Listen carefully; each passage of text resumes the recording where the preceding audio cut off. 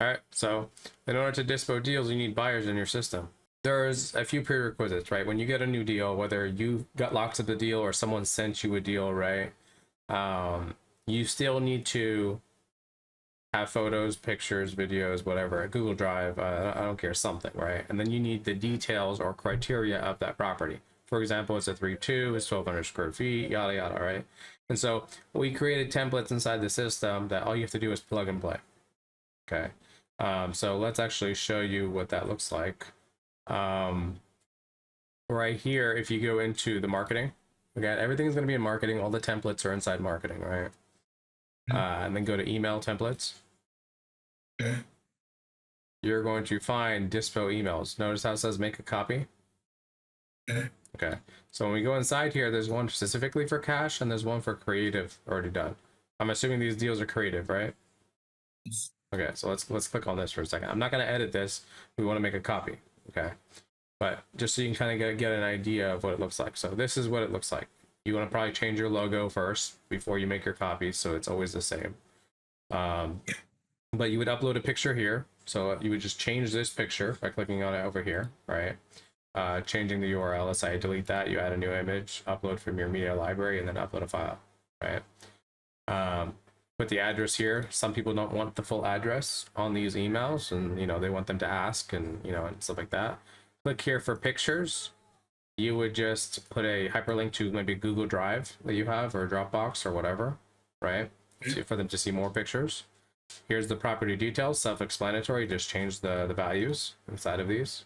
Description, same idea. Change the values that are there, right? Maybe delete this entire thing and rewrite it. Terms, right? Now every deal is different, right? So you might not have all of this information, right? You might have half of this, right? You might have more than this. So keep that in mind. You just pretty much write out nice and neat under the terms, right? And then of course replace the phone number to whatever yours is. Everything else is set up. This is the legal bullshit that's at the end of every Dispo email. If you don't like it, you might want to change this to your company, right? If you don't like it, change it, right? But it's pretty much set up, ready to go. Once you have your template ready to go, then I'm not going to save this, but I would clone it per property. Every new property you get, you want to make a copy. So, for example, this says creative disposition 123 Main Street. Well, your next property is 123 Santa Claus Street, right? Or it's, I don't know, 5138 Plenitude Church Road. I don't care, right? Whatever the address is, you're going to put it here, so you know that one specifically for that property. Okay, always name yourself, always organize your stuff. That's one step. The next step is the actual automations that we have built out for dispositions, because there's text messaging and there's email marketing, right, that we have built in here. So if you go to BILT 2.0 down here, you will see the disposition pipeline. Now we have buyers, right? Let's go ahead and click on that. We have email blasting, we have text blasting, and then we have price drop. So let's just focus on email blasting right now, because we just talked about the email, right? The same way here, you're going to make a copy with the new address. Okay, so let's actually do this, right? I'm going to make a copy right now. I'm going to clone this workflow, duplicate workflow, and I'm going to, this is no longer the temp, right? This is an actual email blast, and this is going to be 123, and I'm going to call this Santa Street, right? I can't even spell. Santa Street, okay? Make a new copy for each property. We don't need that anymore. So this is the email blast that we're creating for this new address, right? 123 Santa Street.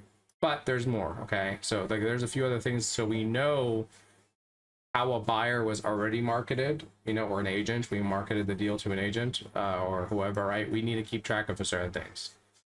So for now, we need to assign it to a Dispo manager. For example, it might be you, might be Katie, might be whoever, right? For now, I'm just going to keep it as Katie at the moment, since we did the same thing earlier, but you can go back in and change it. But so that's assigning to a Dispo manager, right? And depending on how many deals you have, you might have multiple Dispo people, right? So you might want to assign them separately per deal, whatever. But notice how it says add tag 123 Main Street, and it says change to your address. So again, we have a tag in here called marketed deal, meaning it tags the buyer when we've officially marketed that deal to them, right? That specific address. So we know we've already attempted to market them the deal. So we don't have to like, oh, how do I know if I marketed to this buyer or not? Now we'll know, right? And you might have multiple addresses on them because you've marketed multiple deals with them, but at least you can keep track of things now. So notice right here it says change to your address. Well, okay, 123 Santa Street. Well, what am I going to do here? I'm going to delete the 123 Main Street, and I'm going to add the 123 Santa Street, right? That's what I'm going to do. I'm going to add this new tag. So 123 Santa Street, I renamed it up here, 123 Santa Street. Let's go ahead and delete that. So that adds that tag on that property every single time.